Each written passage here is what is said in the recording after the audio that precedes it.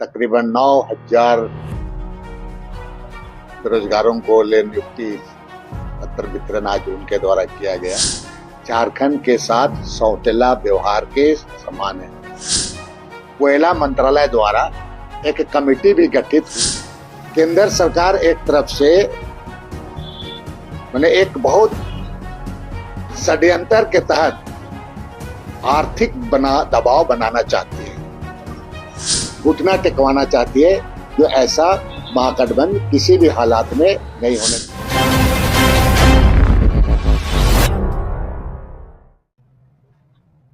की सरकार की 1 साल पूरा होने के बाद तकरीबन 9,000 बेरोजगारों को ले नियुक्ति पत्र वितरण आज उनके द्वारा किया गया। इसके लिए माननीय मुख्यमंत्री जी को और उनके पूरे टीम को मैं शुभकामना और बधाई देता हूं। विशेषकर आज जो बुलाने का मतलब है कि पारदर्शिता और जवाबदेही के नाम पर झारखंड सरकार के विभिन्न विभागों का जो विभिन्न बैंक के खाते में जमा राशि था और उसका जो अर्जित ब्याज था उसको रिजर्व बैंक ऑफ इंडिया अपने खाते में जमा करने के लिए, रिजर्व बैंक ऑफ इंडिया में जमा करने के लिए केंद्र सरकार का एक बड़ा फैसला, या तो जिसको फरमान कहा जाएगा, और इस तरह का फरमान फैसला जो बदले हुए रूप में संवैधानिक व्यवस्था पर कठोर हमला है, इसको कहा जाएगा।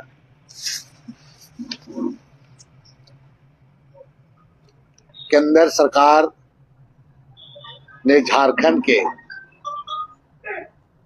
उनके प्राय सभी विभागों का राशि को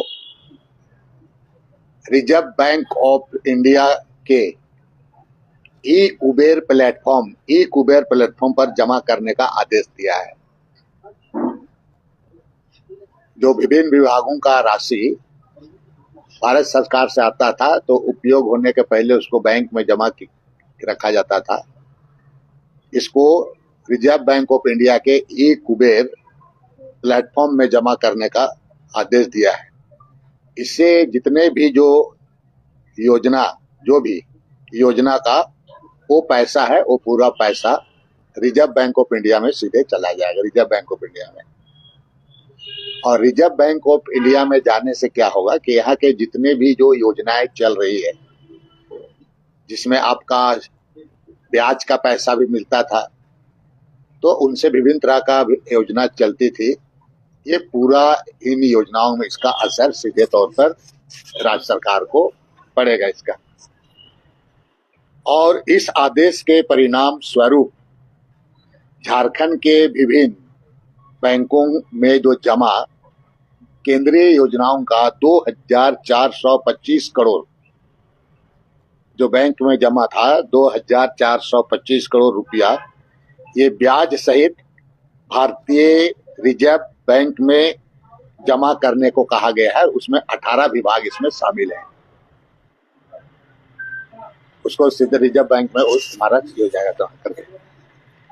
इस आदेश के मेरा ये है कि इस आदेश के पीछे जो मंशा छुपी हुई है, या झारखंड सरकार के आर्थिक तंत्र को पूरा रूप से उसको कमजोर करना, इसका यही मंशा है उसका, कि आर्थिक रूप से पूरा ये सरकार कमजोर हो जाएगा। केंद्र सरकार के जो विभिन्न मंत्रालयों द्वारा झारखंड सरकार के विभिन्न विभागों को जो उपलब्ध कराने वाली राशि को आप देख रहे होंगे कि उसका जो केंद्रांश होता है, केंद्र का जो हिस्सा होता है, वो समय पर नहीं देना। उसका जो हिस्सा, जो केंद्र सरकार का हिस्सा है, उसको समय पर उसको नहीं देना, रिलीज नहीं करना, ये सीधा सीधा इसका प्रभाव आपका झारखंड के योजनाओं में पड़ रहा है। और इस राज्य के लिए बहुत बड़ा गंभीर चुनौती, इससे क्या हो रहा है, इससे बहुत बड़ा चुनौती उत्पन्न हो रहा है। इससे मालूम आपको बहुत सारे जो लाभुकों को पैसा नहीं पड़ा। अब तो क्या है कि जो लोग टेंडर वगैरह जो ले रहा था, निविदा निकालने के लिए भी डर रहे हैं लोग। और चूंकि पूर्व में जो काम हुआ है ये पैसा भी अभी तक भुगतान उसका नहीं हुआ है, क्योंकि केंद्र सरकार से पैसा ही नहीं आ रहा है। और जब केंद्र सरकार से पैसा नहीं आ रहा है तो राज्य सरकार उसको दे नहीं पा रही है पूरा। और विशेषकर उसमें अनुसूचित जाति, जनजाति, पिछड़ा वर्ग, अल्पसंख्यक तो पिछड़ा वर्ग, इन लोगों को जो छात्रवृत्ति मिल रहा था, ये छात्रवृत्ति का भुगतान नहीं हो पा रहा है। योजनाओं में तो आपका इसका प्रभाव पड़ ही रहा है। यहाँ के बच्चे जो विद्यालय वगैरह में पढ़ते हैं उनको छात्रवृत्ति नहीं मिला, और नतीजा यहाँ के जो बच्चे लोगों का पढ़ाई में भी इसका बुरा असर पड़ रहा है। कहा जाए कि कुल मिलाकर केंद्र सरकार की यह घोषित या अघोषित नीति झारखंड के साथ सौतेला व्यवहार के समान है। सार्वजनिक क्षेत्र में भी विशेष रूप से आपको मालूम होगा कि जो कोल इंडिया और उसकी सहायक कंपनी है, खनन संबंधित विभिन्न मदों में 1,36,000 करोड़ का बकाया है भारत सरकार के पास। इसके संबंध में झारखंड सरकार ने विधानसभा से भी पारित कर इसका राशि को मांगा। कई एक बार राज्य सरकार के द्वारा पत्राचार किया गया, और आपको मालूम होगा कि इसके लिए कोयला मंत्रालय द्वारा एक कमेटी भी गठित हुआ था कि कितना राशि देनदार है। पहले जब इस बात को राज्य सरकार के द्वारा, माननीय मुख्यमंत्री के द्वारा उठाया गया तो लोगों ने इसको हल्की में बात में लिया। बहुत लोग बोला कि नहीं, बकाया नहीं है, लेकिन कोल मंत्रालय ने उसको माना इसको कि हाँ, इसकी राशि बकाया है। तो अब तक 1,36,000 करोड़, अब वो राशि तो कम से कम दें, ये राशि भी नहीं दे रही है। और ये मामले में आपका केंद्र सरकार चुप है। ये राशि को उसको देना चाहिए, अभी तक उसको नहीं दे पा रही है। आपको मालूम है कि प्रचंड बहुमत के साथ में विभिन्न दबाव होने के बाद भी हेमंत सरकार उसके दबाव में नहीं आई। और ये जो सरकार बनी है 2024 का चुनाव में, महागठबंधन की सरकार को प्रचंड बहुमत मिला है और ये सरकार बनी है। केंद्र सरकार एक तरफ से एक बहुत षड्यंत्र के तहत आर्थिक दबाव बनाना चाहती है, ताकि आर्थिक दबाव बने और ये यहाँ का महागठबंधन टूटे। और ये इस पर भी अपना एक तरफ से इस तरह का दबाव बनाना चाह रही है इस झारखंड प्रदेश में भी। केंद्र सरकार के द्वारा जो बकाया राशि है, ये विशेषकर जो बकाया राशि है केंद्र सरकार के पास, वो राशि देना चाहिए। और जो केंद्र सरकार के हिस्से में जो राशि विभिन्न विभागों का है, उस राशि को अविलंब केंद्र सरकार को रिलीज करना चाहिए। और विशेषकर 1,36,000 करोड़ उसको तो देना ही। और जो इतने लंबे समय तक के लिए जो राशि को विभिन्न विभागों का रोक करके रखी है, और योजना जो प्रभाव हो रहा है, जिसे इससे यहाँ के जो लाभुक है वो उनका स्थिति एक तरह से संकट में पड़ जाए। मैंने पहले ही कहा आपको कि बहुत प्रचंड बहुमत से ये सरकार बनी है, और आदिवासी जो सुरक्षित सीट है उसमें से मात्र आपका एक सीट भारतीय जनता पार्टी को मिला। और यहाँ की जनता ने आपको पूरे प्रचंड बहुमत से इस सरकार को आपको मत किया और ये आपका सरकार बनाया। अब क्या है कि मोदी सरकार या तो भारतीय जनता पार्टी या तो केंद्र की सरकार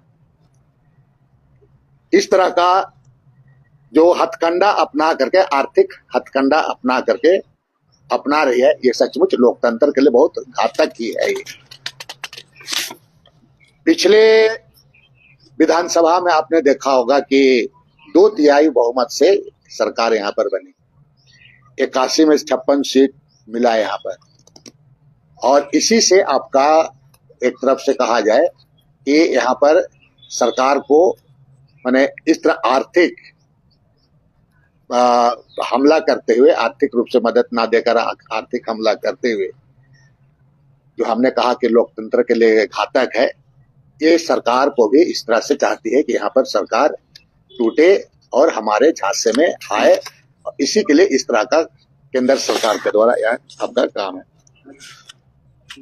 साथ में जो राशि जो नहीं मिला अभी तक, आज कई तरह का योजना है, चाहे ग्रामीण जल मिशन का मामला हो, चाहे आपका जितने भी आपका बड़े बड़े आपका आरसीडी से रोड बन रहा है, भारत सरकार का जो योजना है, और भी आपका केंद्र के द्वारा प्रायोजित योजना है। इवन ट्राइबल सब प्लान का राशि का तो डाइवर्ट कर ही दिया है। साथ में आपका जो बहुत बड़ी बड़ी बात इन लोगों के द्वारा कहा जाता है, आदिवासी गौरव की बात, आदिवासी सम्मान की बात, लेकिन उनको आर्थिक रूप से, उनके स्वास्थ्य रूप से, उसके शैक्षणिक रूप से आगे बढ़ाने के लिए जो राशि है, उन ऐसे पैसा राशि को भी रोक दिया गया है।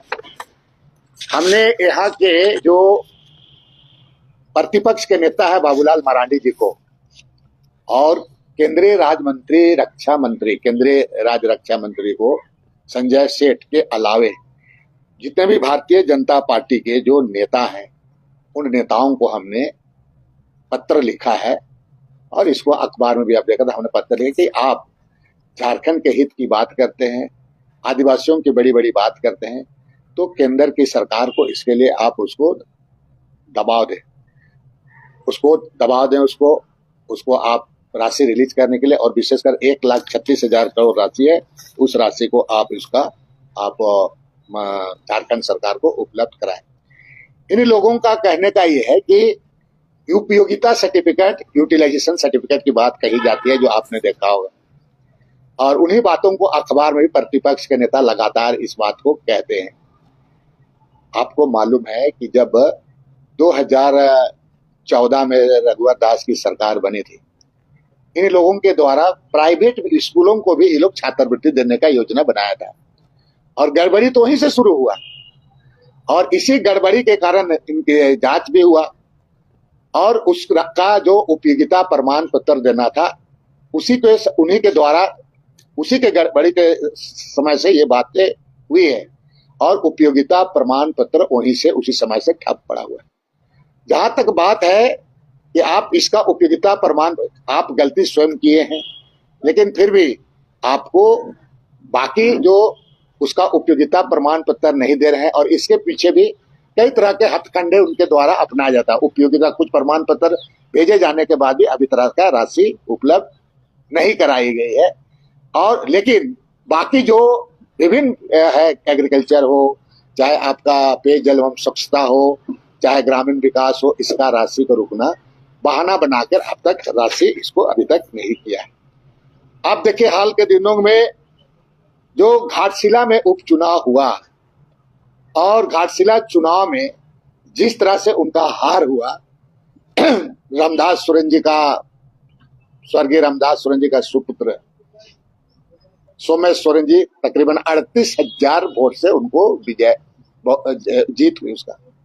तो इससे भी ये लोग पूरा एक तरफ से मैंने इस चीजों को देख करके, जबकि वहां 5-5, 6-6 हर करीबी मैंने कि पड़ोसी राज्य के उड़ीसा, छत्तीसगढ़ से लेकर सब जगह से मुख्यमंत्री से बड़े बड़े केंद्रीय नेता आए, लेकिन वहां उनकी दाल नहीं गली और वहां पर मुंह की हार खानी पड़ी। तो जो स्थिति वहां देखने के बाद, ऐसा होने के बावजूद भी गठबंधन के जो प्रत्याशी थे उनको भारी बहुमत से मैंने कि भारी मतों से वो विजय हुए। इन तमाम चीजों को भारत सरकार जिस तरह से, मोदी प्रधानमंत्री जी और केंद्र की सरकार जिस तरह से मैंने आपका लोकतांत्रिक रूप से लोकतंत्र का गला घोटने की तरह हो रहा है, और इस राज्य का साथ में शौतला व्यवहार किया जा रहा है। हमने जो चिट्ठी लिखा है लोगों को, यहाँ के प्रतिपक्ष का नेता, संसद को, रक्षा राज्य मंत्री को, इन लोगों को इसका जवाब देना चाहिए। और अब समय आ गया कि हमारे जो आपके गठबंधन के सरकार में जो हमारे लोग, अब यहाँ की जनता को अब उनके खिलाफ में सड़क पर उतर करके इसका माने कि जोरदार केंद्र सरकार के खिलाफ करना चाहिए।